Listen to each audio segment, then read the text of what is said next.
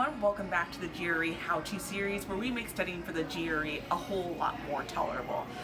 We're in the middle of moving right now, so that means a mandatory trip to IKEA, but I wanted to make sure that I had a video for you guys, so I'm going to answer 3 of the most common questions that I got from my previous video.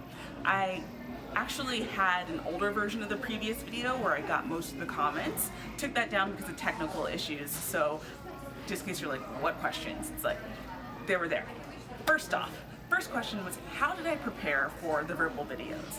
Well, most of my preparation happened through preparing to make the verbal videos that I will actually link up here in the cards. I made a playlist organizing all the videos so that you guys can navigate the GRE how-to series at your leisure. So check out the verbal playlist and let me know what kind of videos you think I should add to fill in the blanks.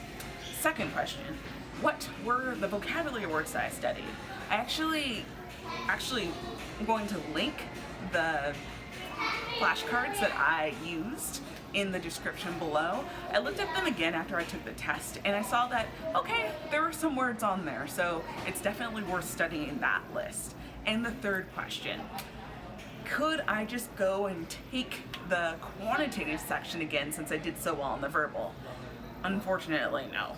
I wish I could just sign up for the test and only take one section, but I can't. I have to take the test all over again if I want to get a better score on my quantitative.